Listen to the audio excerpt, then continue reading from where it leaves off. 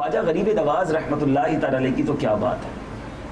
دیکھیں غریب نواز رحمۃ اللہ تعالی علیہ کی سیرت کے بارے میں کچھ سنتے ہیں. آپ کی زندگی کے بہت سارے ادوار ہیں. چھوٹی عمر میں ہی والدین دنیا سے تشریف لے گئے.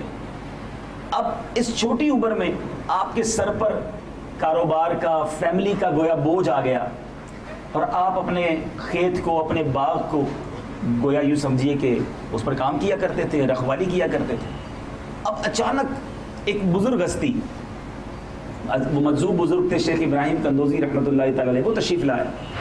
خواجہ غریب نواز نے، پہچانتے نہیں تھے انہیں، چھوٹی عمر ہے، غالباً 15 سال کی عمر تھی، مگر بڑے ادب سے، بڑے احترام سے ان بزرگ کے ساتھ پیش آئے. پھر انہیں جو ہے وہ انگوروں کا خوشہ پیش کیا.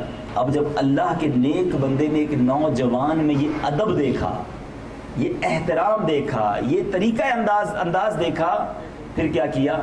دعا بھی دی اور اپنی جھولی میں سے ایک ٹکڑا کھلی کا نکال کر آپ کے منہ میں ڈال دیا. علماء لکھتے وہ منہ میں ٹکڑے کا جانا تھا کہ دل کی دنیا بدل گئی.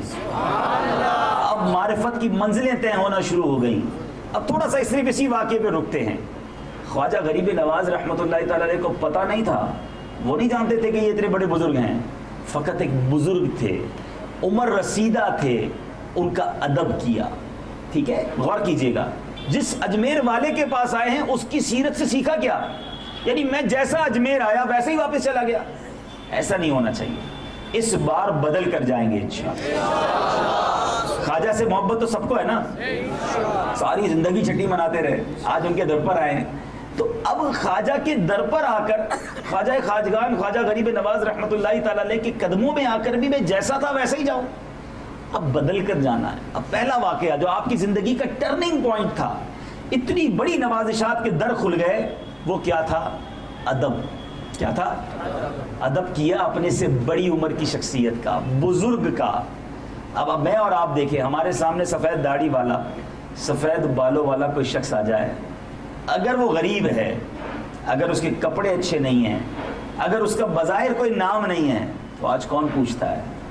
آج مثال کے طور پہ ہم میں سے کوئی امیر ہو جائے اور اس کا ملازم ہی بڑی عمر کا ہو، تو اس کو ملازم سمجھتے ہیں، اس کا ادب نہیں کرتے، اس کی بزرگی کا ادب نہیں کرتے. میرے پیچھے اسلامی بھائی یہ جملہ بٹھا لیجیے: با ادب با نصیب، بے ادب بد نصیب. بے ادبی کبھی نہیں ہونی چاہیے. ہم کچھ بھی بن جائیں، ہم سے جو عمر میں بڑے ہیں ان کا ادب کریں تو ہمیشہ با ادب رہیں. صلو علی الحبیب صلی اللہ تعالی علی محمد. مجھے اپنی اور ساری دنیا کے لوگوں کی اصلاح کی کوشش کرنی ہے.